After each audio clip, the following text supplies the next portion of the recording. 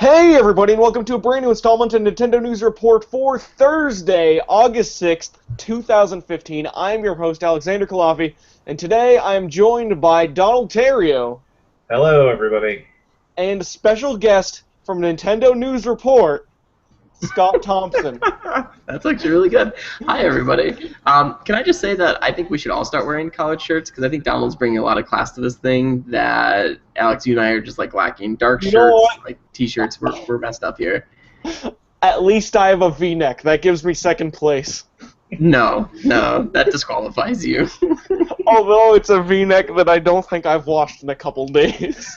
It's more I didn't have a shirt on and I need to do a video podcast now, kind of. To be honest, I don't think there's a person on the planet wearing a V-neck right now that like hasn't been has been watched more recently than a few days ago. Like I think that's a requirement. They just don't work. But you, the listener, let's start a poll: V-neck or scoop neck, as you see here. Is it for second place. If I buy a bag of T-shirts that say Hanes on it, will it say scoop neck on them? I don't know what it'll say. It'll say regular T-shirt, not douchebag. You know what? This is. I think it's better than the collar, frankly. Oof. No, I don't know. I'm with Donald. I think the collar is very classic. Donald hasn't even offered an opinion. Donald, what do you think? The only reason I'm wearing this is because I haven't changed from work yet. So that's what I figured. Yeah, you just got home from work, but I'm into it. All right. Let's stop being silly gooses. We got a show to run. Amiibos. There's new Amiibo stuff, and that's the thing that gets the most views. So that's what we're leading with this week. YouTube. Nintendo sent out a press release this week to confirm the release dates for several Amiibos, including the one I care about, the Duck Hunt dog. So this is a sad day. Let's talk about the next round of Amiibo. It's going to launch day and date with Super Mario Maker on September 11th. Never forget, it'll include the 8-bit Mario Anniversary Amiibo, Zero Suit Samus, Captain Olimar, Ganondorf, Dr. Mario, and Bowser Jr. The Retro 3-pack, which includes the Duck Hunt dog, Rob, and Mr. Game & Watch, which will probably include his Mr. Game & Watch, like little form things as well. That's going to be releasing, it sounds like, only as a Retro 3-pack. It could be GameStop exclusive. Donald will tell us what he thinks on that in a second. That's going to launch on the 25th as like a Wave 5B. I'm really scared about how hard it's going to be to get the Duck Hunt dog, and I'm hoping that our friends in Australia, Europe, or Japan are going to make that acquisition a little easier for me. Yeah, the first wave of that coming out on, I have to say it the way Nintendo does, the 11th of September. that covers off most of the ones. I know friend of the show Zach Miller will be going for the Zero Suit Samus in particular, although I think he might have already imported that.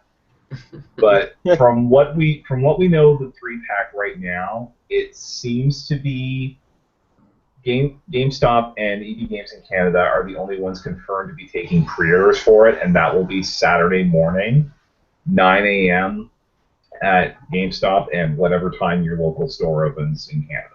So isn't it 9 a.m. for Power Up Rewards members and 10 a.m. for everyone else? Yeah, if you're a Power Up Pro Rewards member, you get in an hour early to do the pre-orders. Now, from rumors on the internets state that there's going to be about 30 per store is what seems to be coming in, so they won't be that common, but depending on how many Power Up Reward members there are in your area, those could still go before you get a chance to get in the door.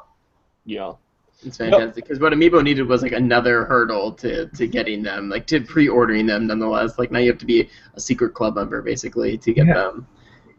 On the other hand, Amiibos have been easier to get now than they've ever been in the past. It has gotten better, yeah. Right, like, especially the supply in other parts of the world that aren't America, like Europe, Australia, and Japan. Like, I mean, part of this is because Carmine is so cool, but he got me the Villager Amiibo, like, at MSRP. He sent me, like, the European version at MSRP. But apparently, like, that's not that hard to get now, either. Like, you might have to pay, like, $20, $25, but even Villager and Wii Fit Trainer are at least semi-acquirable now. And I'm hoping that's going to be the case with these. And you know what? Nintendo's getting better at, like, keeping their North American amiibo, like, stocked now. It's not where it needs to be, not even close, but it's getting better. You can probably thank Greece for the cheap amiibo prices from Europe. But, Alex, how long have we been doing this show? It's almost been a year now, hasn't it? It's no, so we started December 11th or 12th. This might be the 35th episode of this show. We have not missed a single week. So Which is pretty impressive. Multiply the number of shows that there are times 7, and then you will know how many days this show has been on. Okay, I gotcha. Are you surprised that now, I guess, 8 months later, that we're still talking about Amiibo as much as we are? I personally am a little surprised. As far as I'm concerned, the first show was all Amiibo, and I feel like that's still the show. Like every other week, at least, is all Amiibo. As far as I'm concerned, Amiibo is 8 months of the way through a 12-month soft launch. Okay, so it makes sense. I don't think Amiibo is fully. I think the Mario Amiibo is fully launched. Yeah. The specific Mario brother. Like that red Smash Bros. One with the fireball has launched. None of the other ones have yet. I don't know. I can walk into several stores near me and pick up any part of the Super Mario line right now. Yeah, that one is for sure out and available. Yeah, that one is done. Those are okay. We don't have to print any more of these. There's enough that people will eventually buy them, so we can focus on doing things like, I don't know, Charizard or Wario. It feels like online is like the only way to properly obtain Amiibo, because like Best Buy and GameStop are complete wastelands. Like sometimes you'll find Bowser, sometimes you'll find Pikachu, sometimes you'll even find a Sheik or a Sonic or like a Mega Man, and then Pac-Man's pretty common. But other than that, like 80% of the Amiibo are not even remotely obtainable in most brick-and-mortar stores, at least where I am. Yep, I'd agree with that. Toys R Us has probably, I think, the best supply typically. Although I don't really go to GameStop very often, so maybe it's better. But yeah, I agree with you. If you go to like into a Target or a Walmart, especially, like it really is exactly what you just described. So. Yep. And then the Mii Fighters, which were originally scheduled to come out in September, have been pushed back to November and will be sold in a bundle. And then the Modern Mario Maker Amiibo, where it's like slightly bolder colors, that'll have details announced at a later date. And then also, just revealed this morning, the Mewtwo Amiibo has been detailed for Europe. That's October 23rd. That's a cool-looking Amiibo, but it has the same problem that I have with a lot of other Amiibo, where like it looks amazing, and then there's this weird hunk of transparent plastic that's used to keep it in place. It doesn't look very good when like when there's just like a small hunk of plastic between like Mewtwo's legs or Villager's like axe, and I don't know if he has an axe, but like part of Villager and the I wish they didn't need that.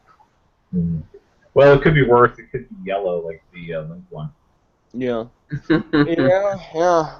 Although I would think with Mewtwo, you could just like mount his tail to the Amiibo stand, and between that and his feet, he should be fine. But you could do that. The Duck Hunt Amiibo, which actually might be the worst offender yet for this, because like it has like multiple pieces of plastic like holding it down. Yeah. Well, the problem is they were like, you know what would be a really great idea is if all these Amiibo are designed exactly as they are in their Smash Brother poses, which as we found out does not really work great for 3-inch little figures sitting on your desk. So.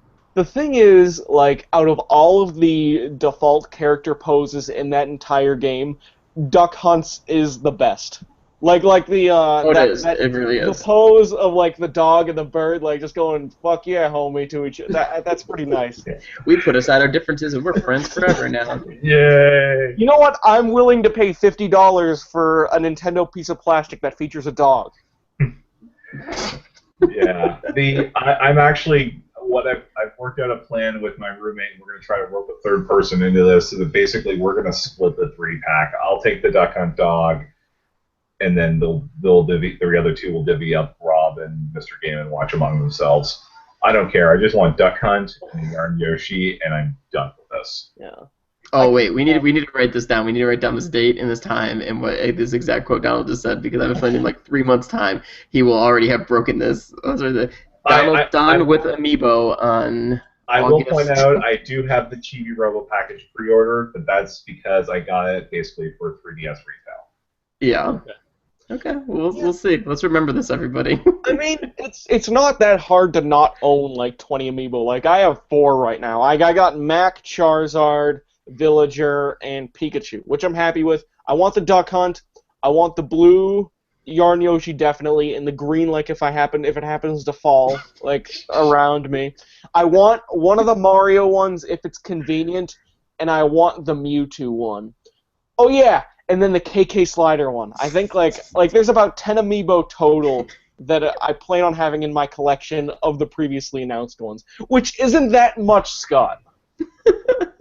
I'm just saying, like think of those amiibo you just said that you want, and how many of And them Tom Nook. were coming like And a month Tom ago or like 2 months ago. You know, it's like we didn't know a lot of these were coming, so I think they'll keep doing cool things with amiibo moving forward. That'll make us all want them. So I would never swear them off. I haven't bought one in a long time, but I'm like Yarn Yoshi is an absolute must. Oh. I'm sure there'll be cool things moving forward. So Yeah, and I just remembered I kind of have to buy Lucas too when it comes out. all right, Yeah, you so.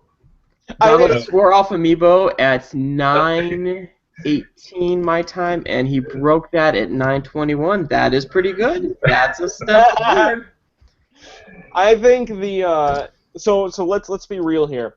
The Retro 3 pack is actually a brilliant idea, like business-wise, on Nintendo of America's part, because the Duck Hunt Dog, Rob, the and draw. Mr. Game & Watch individually do not have enough appeal to like justify them outside of the fact that Amiibo's crazy and has like its collector's market. As a product, it's not easy to justify putting these in like a GameStop or Toys R Us. But when you package them together and you get 3 niche fan bases to come together and like have interest in one core, that's a really smart idea, I think. Yeah, and I guess the one thing I want to ask you guys that's totally unrelated, but also worth asking, not totally unrelated, between Yarn Yoshi and the Animal Crossing Amiibo, which do you think are cooler? Yarn Yoshi. Yarn Yoshi? Yeah, Yarn Yoshi forever, but that's just because I'm not as into Animal Crossing. That's true. That's true. I forget that like Animal Crossing isn't necessarily a guaranteed thing in the same way Yoshi is. I think the Tom Nook and the KK Slider ones have like amazing build quality to them, at least from what I've seen. Anyways, that's our Amiibo talk for the episode. Let's move on to the news stories. We got new releases this week. Dragon Ball Z Extreme Butoden. The demo for that came out this week, which I'm excited about. But my 3DS, which I brought home with me, I forgot to bring the charger. And like when I turned it on, it did that flashing red light thing and turned off. So I'm not going to be playing that demo this week. And then I also haven't seen Resurrection F in theaters yet, which makes me the world's worst Dragon Ball Z fan. So I'm sorry, everybody. You know what? If you played the demo and you saw the movie, post it in the comments, and I'll consider that an official part of the show this week. How nice of you. A lot of people apparently saw that Dragon Ball Z movie. It It's almost doing beat well. Pixels.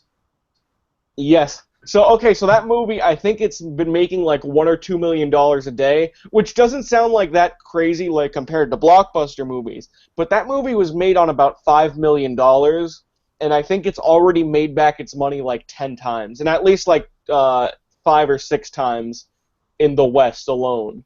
Well, specifically in the North America West. So good for Dragon Ball Z. Anyways, Etrian Odyssey Untold 2. Donald, tell me about that demo. The demo, it basically carries you up to level 10, just like every other Etrian Odyssey demo, and it's basically just to get you used to the game. Thankfully, unlike previous Etrian Odyssey demos, there's no, dancer class characters introduced as far as I can tell. So I'm not failing out of the demo after 10 or 15 minutes like I did with the first Untold and 4, because the dancer class is wearing like 2 dots and a dash. Okay. Which, All right. in Etrian Odyssey art style, that looks really bad. As in, why don't you have a seat right over there, bad? It's the Chris Hansen class. Yeah, but I am To catch an Etrian Odyssey class. Yeah, I am interested in picking this up at some point, especially after reading Zach's review of it. The only problem is I already have Persona Q on my plate. I still have to work through that before I'm going to let myself get another veteran game. I don't want to build up a backlog of these things because they're 60, 70-hour games. Donald, can I tell you something? What's that? Just between friends. You're never gonna finish Persona Q. Yeah, I know. You're never gonna buy Etrian Odyssey Untold 2 because you're never gonna finish Persona Q. Well, I'm also not going to buy it right now because it's $60 bleeping here. But the thing is, you also have Persona 4 Dancing All Night, which we're both gonna buy, and when that comes out next month, which is super soon. And then you also got Persona 5, which is gonna come out like next May. And then like after that, like who wants to play Persona Q? Well, don't forget you've also got the Gene Iben Roku.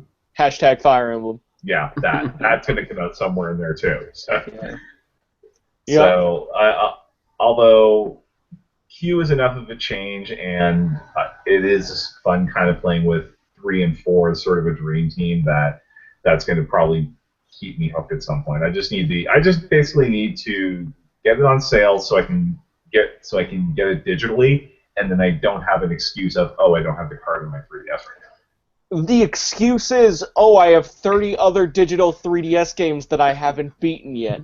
And that Persona Q is going to join the library of JRPGs you have that you've played about 12 hours of, and will end up playing 14 hours of by the day you die.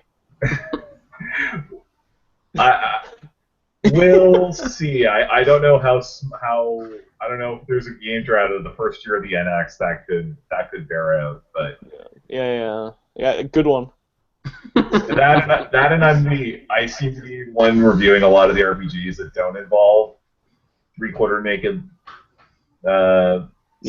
young females, so I kind of want to roll credits on these things before I review them. Xenoblade Chronicles X comes out in December. That game gives you a mech 35 hours in. You're never going to beat Persona Q.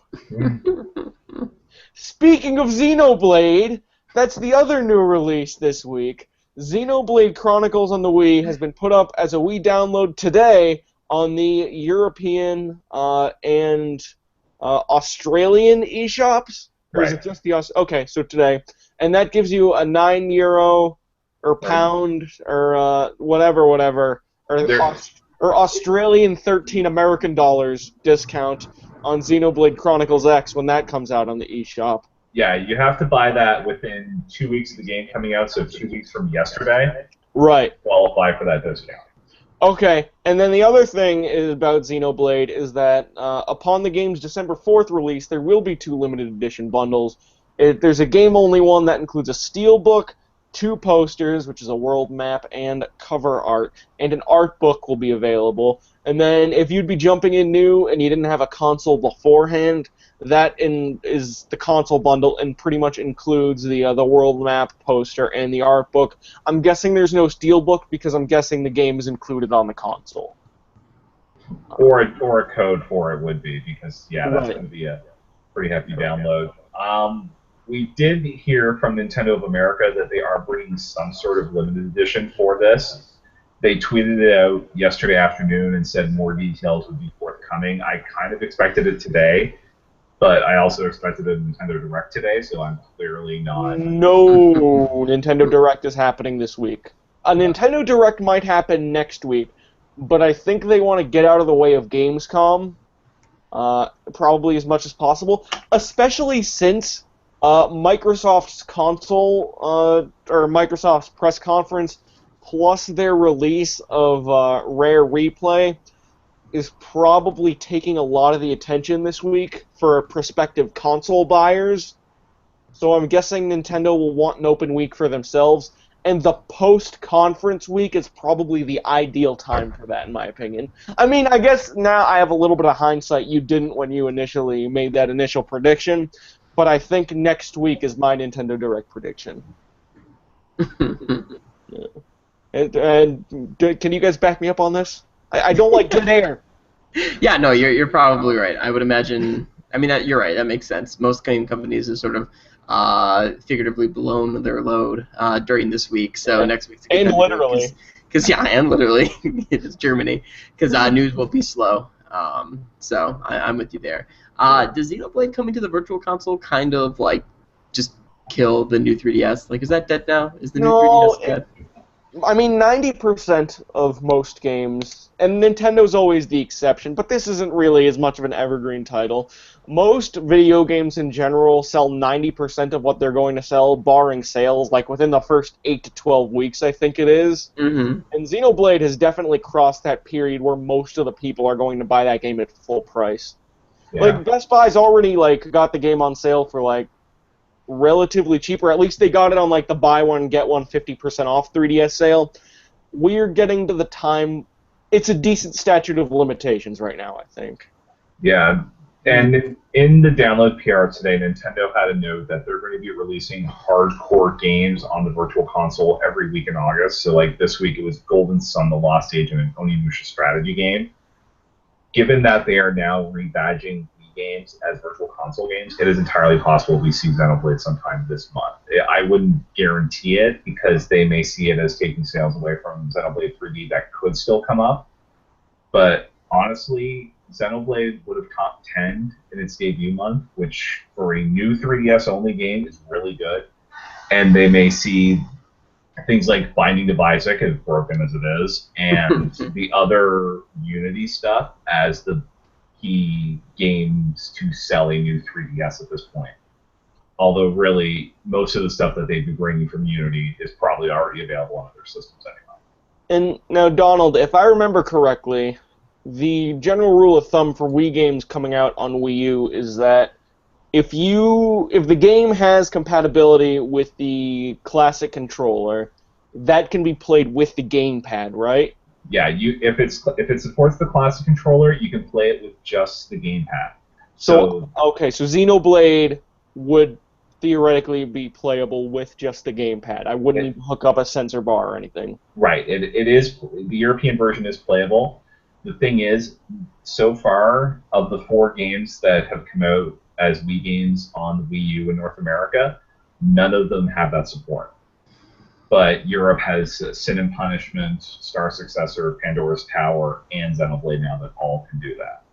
Okay, that's cool. So, if it's relatively inexpensive and my hard drive has the space ever, I will probably get this. Okay, anything else? Well, relatively expensive in Xenoblade terms would be anything less than $50. So I have a physical copy of the Wii game. It was actually one of my first review copies for this site overall.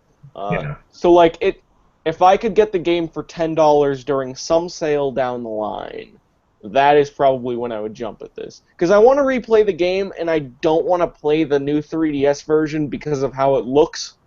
So I'm kind of sort of playing stalemate with this Wii U version. We'll see how it plays out in the coming months to come. All right, Tri Force Heroes. That's got a release date. October 23rd in Europe and North America, and October 24th in Australia/New Zealand. Has a playable demo on Gamescom's floor this week. I don't want this game. I want to play it with people that know what they're doing and actually want to progress, because I did play it at Best Buy on the Saturday of E3 week, and I enjoyed it, but we had somebody there that was more interested in running off cliffs than actually progressing in the quests. Okay. And there is one person I know that I will absolutely not play this game with. Who's that? My roommate's brother. Okay. Because he tends to like to troll. Okay. I love how you said that like, oh, yeah, we know exactly who you're talking about. Oh, Donald's talking about that classic roommate brother again. Yeah. This is the same guy who has every rank in Monster Hunter, so when I hunt with him, he will occasionally try things that are, shall we say, counterproductive. Okay. Hi, Thomas. I'm actually really excited about this. This to me seems like a good, fun game to play with my wife, which is always something looking forward to, and it's something I can do with my new 3DS, which I have not really played a lot. So Okay. I'm pumped. So here's the question then, Scott. Did you like A Link Between Worlds? Yes. Donald, did you? Yes, it was my number 2 game of 2013. Okay, I hated The Legend of Zelda. It was my least favorite real Zelda game because of its difficulty and its art style. So that's kind of what's putting me off from this, because I have a feeling that if Pokemon's any indication, and it might not be because different developer, it's its own thing, and if A Link Between Worlds is any indication, I have a feeling this new game, which shares A Link Between Worlds' art style, might have a similar low level of challenge, which is one of the things I'm worried about. I'm also not down for games that are clearly not meant to be played if you don't have a person playing with you locally. Which sounds really sad with that silence right after the fact. Oh, Alex doesn't have any friends. He's gonna sit in his purple room all alone and play that Persona 4 dancing game. Yeah, I know. I mean, I agree with you. I don't know that it would dance all night. Chie is my friend. Yeah, I would agree with you. It's probably not going to be a great game to play single player, I would imagine. I think it is much better to play cooperatively. You know what's so sad is that there are people who may end up watching this very episode who truly see the cast of Persona 4 as their real life friends. Yeah, don't you? Yeah. I think I've spent more I hours. have this friend who might see things that way. I've spent more hours with them than I have actual friends that I call friends in real life. So I get it. I will say Chie's best girl every day of the week and twice on Sunday. She's my Smash Brothers vote, but yeah, I can separate real life. I bet she's your Smash Brothers vote. Hey, I just want her to come in and punt a Landmaster at Evo. I bet you'd like to punt that Landmaster. Okay, this is getting out of hand. But yeah, Zelda. I think it's gonna be good. Did you never really play Four Swords or anything then? I played the DSiWare one. With people? No. Okay. You gotta get friends. The thing is, none of my friends play video games. Or are real. Alex, try to find a Street Pass group or something. I think you might end up liking this if you get a group that is actually good and can actually handle your play style. You're trying to pretend that I have people to play. My best friend is named Zeus and doesn't have opposable thumbs. I mean, Alex, you go to a fairly big college. You need to stop wearing these V-necks because you're intimidating all the nerds there. You need to wear regular shirts, and you need to go up and make some friends and play Zelda. That's the thing. I go to Emerson, which is probably the most aggressively liberal and pro new media school in the world. They have a dedicated Smash Bros. Club, a dedicated esports club. It would be so easy to get people to play this. Yes. I'm just not in the mood. I'd rather play Persona 4. I'm sure there's a club for that, too. Hey, I'm sure if there's a fighting game club, that's get the them to play anime club, Ultimax. Scott. I don't go there.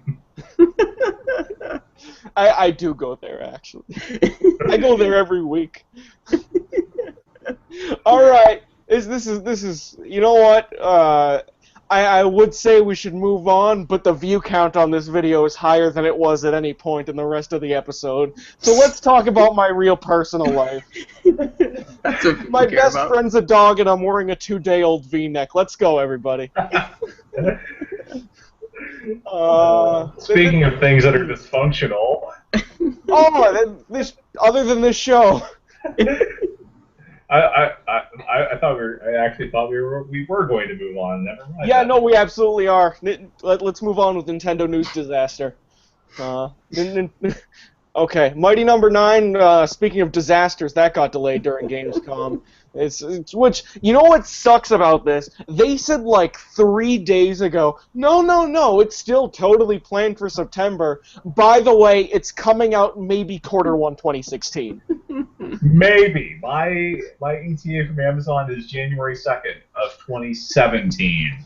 In the same way, this is maybe a successor to Mega Man by maybe one of the creators of Mega Man. Keiji Inafune, he's just a businessman, and apparently not even a good one. By a maybe legendary video game designer who created famous games like Soul Sacrifice Delta. Maybe. and who's making Red Ash a maybe successor to Mega Man Legends with a Chinese... I don't even know what kind of company they are. Yeah, and I like how this came out after we found out, oh yeah, this other Kickstarter we started before this game shipped, it got funded by a Chinese company, but we missed our goal for the actual game by about $280,000. Remember when Keiji Inafune started a Kickstarter based on the anime to a game that didn't even... a theoretical game that didn't even exist, that was only promising an anime that was 12 minutes long? No, it was 5, and then it went to 18 during the campaign because reasons. Okay, so it was going to be a pilot episode that would never see an episode 2. It's he's practically Mr. Miyamoto, I guess.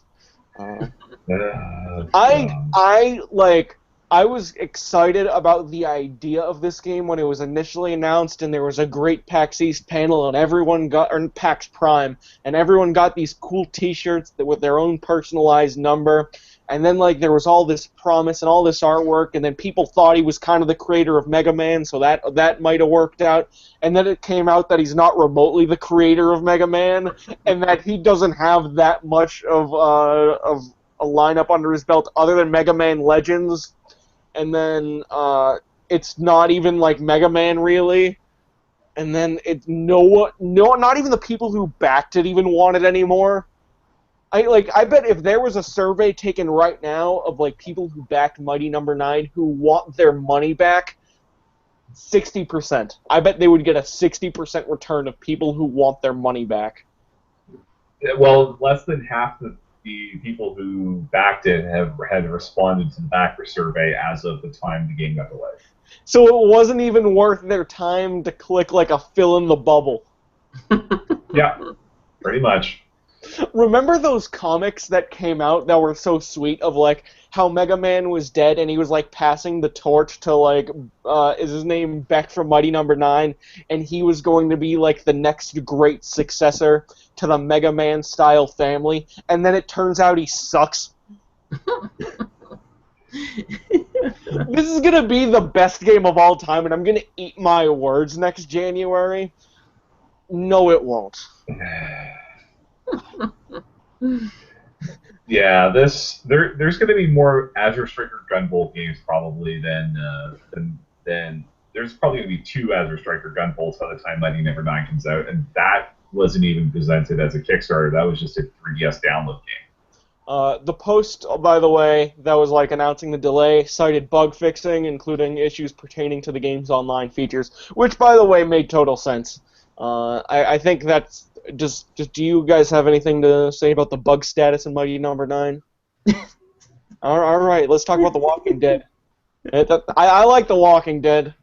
It's not the other The Walking Dead game, but this one. The Walking Dead Combo Pack has appeared on the website for British game retailer Game, which indicates that The Walking Dead Season 1 and Season 2 may come to Wii U as a double pack. Pre-order price of $29.99. It comes with 400 days. Release date of October 30th, which is a valid UK release date, as you noted in this news story I'm reading right now, as the last Friday of the month. Walking Dead Season 1 was the best game that came out in 2012, I think. Walking Dead Season 2 is a game that I will probably be the only person to go to bat for, because it has probably my favorite character in that entire series. A lot of people did not really like The Walking Dead Season 2 because it was a little clumsier than the first and it had less semblance of choice. But it's cool that at least this amazing Walking Dead Season 1 is coming to the Wii U. These are the best games that Telltale has put out as part of its like new story-driven revival, I think. I would agree with that. I never played Season 2. Season 1 was incredible. The games are like total downers. Like I can't play them for length like at a time. Maybe you do disagree with that, Alex, but like they're so depressing as they should be. It like, fits thematically, of course, but there's an appeal to having a good sulk. Like a good. It's the guy with no friends. No, I have a dog, best friend. That's worse. But they're very good. They're the Season 1 especially, and I'm sure Season 2, like you said, maybe it's not as good as Season 1, but I'm sure it is good. They're great games. I'm surprised that now of all times these are coming to Wii U, but I mean I guess that's great for anyone who only owns the Wii U and not like every other platform in existence they've already appeared on. Which is all of them pretty much. And here's the thing with Telltale, it took about 4 systems before the cast of Nintendo Free Radio was able to find a version that worked without crashing or making it seem like everybody was ice skating. Yeah. And then there was my infamous Wolf Among Us experience where the language changed in the middle of the game's climactic scene. The subtitles changed to German and then Spanish completely at random. Donde está, Señor Bigby? So Ay, Dios mío! I don't even like zombies as it is, so I have no interest in The Walking Dead. If I find out that it's a bug-free version, I might buy it to encourage things like Wolf Among Us and Tales from the Borderlands, especially, to come to Wii U, but I doubt it. Okay. Scott, do you own a copy of The Walking Dead Season 2? No. You can get it for like $6 on some platform that you own, probably every month or two. I'm sure. If it came down to that price, would you be willing to buy it and then just try playing the first episode and see how you feel? Because the thing about Telltale is that you might think you've had enough Telltale until you play the first episode of a new Telltale game, and then the whole cycle repeats. Like, that's how I was with Game of Thrones. I bought it, I didn't think I wanted to play it, but I played first episode, and then I got hooked right again. Because these are, like, even if some people can rightfully say that, like, it's damaged the adventure genre to some extent by, like, completely eliminating puzzles, I think there is no more addicting adventure, like, style than the new Telltale style. Because it's modeled after like new television too, like the post-Sopranos like television world. It's completely like that plus adventure games, and which is designed to hook you on episode 1 and get you to drill through the entire thing in the weekend. Mm-hmm. I'm sure at some point I will get it on a Steam sale, like when I see it, and I'm ready to plunge back into that world. But I will probably do that, yeah. They're like I said, they're very great games, and you're right, the puzzles really aren't there. It feels more like a virtual novel than anything, but the narrative is so strong that that's totally fine with me. Like I enjoyed, immensely enjoyed the story of Season 1. So. Okay. The one thing I'm concerned about with this is whether the port ends up being okay, because that ends up being a real shot in the dark when it comes to Telltale games, in the same sense it is for Bethesda games. Like, you never know whether the games are going to either run well or you're going to be dealing with Senor Bigby 30 minutes in. No, it wasn't 30 minutes in. It was 30 minutes from the end of the game. Was it Senor Bigby? Or was it Bigby-san? I remember at one point the options changed, and then I reloaded the save, and all of a sudden the character will remember this text, because I don't want to say what it is, it's a spoiler. They basically started showing up in German. Okay, that's cool.